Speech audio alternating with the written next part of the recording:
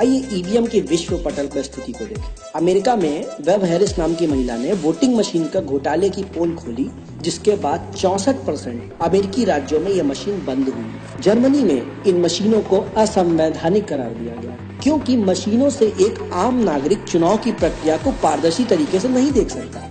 Ireland में इन मशीनों को कूड़े के भाव फेंक दिया गया, क्योंकि इनसे प्रजातंत्र की हत्या होती है। केवल भारत, नाइजीरिया, वेनेजुएला, यूक्रेन जैसे गरीब या विकासशील देशों में ही चुनाव में ईवीएम का प्रयोग हो रहा है। भूटान, नेपाल, पाकिस्तान, कंबोडिया आदि अन्य गरीब देशों में इन्हें लगाने की योजना चल रही है। जरा सोचिए क्यों? जानते हैं, गरीब देश इसलिए गरीब हैं क्योंकि अमीर देश उनकी प्राकृतिक संपदाएं लूटते आए हैं। सरकार के रूप में अपने एजेंट स्थापित करके बड़ी कंपनियां अपनी लूट जारी रखती हैं। इंटरनेट और मोबाइल आने से कागज के वोटों से हेर फेर करना मुश्किल हो गया है, इसलिए वोटिंग मशीनें लगाई गई हैं, जिससे कि बिना सबूत के घोटाला होता है और पूरे विपक्ष का काम तमाम। बस फिर धोखेबाज सरकारें दनादन विदेशी निवेश और स्पेशल इकोनॉमिक जोन बनाकर विदेशियों के हाथ में देश को बेचती हैं। याद रखिए, कागज का वोट सस्ता भी है। महंगी मशीनों को 10 साल में बदलना होता है। लोगों को इन्हें चलाने के लिए प्रशिक्षित करना पड़ता है। अगर कागज की पर्ची लगाई जाए तो खर्चा अलग। इसलिए ये कहना कि कागज का वोट महंगा है सरासर झूठ है। इस तरह ये भी झूठ है कि बैलेट में बहुत कागज लगता है। 5 साल में बैलेट में जितना कागज लगता है, उतना हम एक दिन में अखबार छापने में खर्च कर देते हैं। कागज बचाना है तो कहीं और बचाया जा सकता है।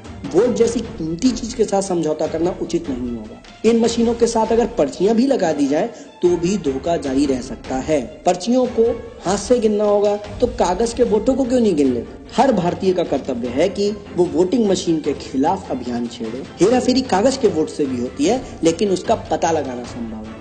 हजारों बोगस वोटों को छापना पड़ता है, फिर बूथ तक लाना पड़ता है। स्टिंग करके पोल खोलना आसान है, दोबारा चुनाव की मांग भी की जा सकती है। हम और आप क्या कर सकते हैं? अपने चुनाव क्षेत्र में आप 64+ स्वतंत्र उम्मीदवारों को खड़ा करें तो इन मशीनों को हटाकर कागज के वोटों को ला सकते हैं, क्योंकि मौजूदा मशीन सिर्फ 64 उम्मीदवारों के वोट गिन सकती है। आप जिस भी पार्टी का समर्थन करें, अपनी पार्टी से मांग करें कि निष्पक्ष चुनाव के लिए कागज का वोट वापस लाएं। साथ ही अपने परिवार, मित्र, मोहल्लों में ज्यादा से ज्यादा लोगों को इस मुद्दे पर जागरूक करें और सोशल मीडिया पर शेयर करें। ये देश हमारा है और हम इस देश के भाग्य विधाता हैं, और अपने हक की लड़ाई हमें खुद ही लड़नी होगी। लोकतंत्र को व्यवसाय समझने वाले लोग आपको कभी इस मुद्दे पर एकजुट नहीं होने देंगे, क्योंकि यही उनकी ताकत है। इसकी पहल आपको ही करनी होगी और अंजाम तक आपको ही ले जाना होगा। तभी हम गर्व कर सकेंगे कि भारत एक लोकतांत्रिक देश है। जय हिंद, जय Bharat. Well, in the words of Stalin, he says, those who cast the votes decide nothing. It is those who count the votes who decide everything.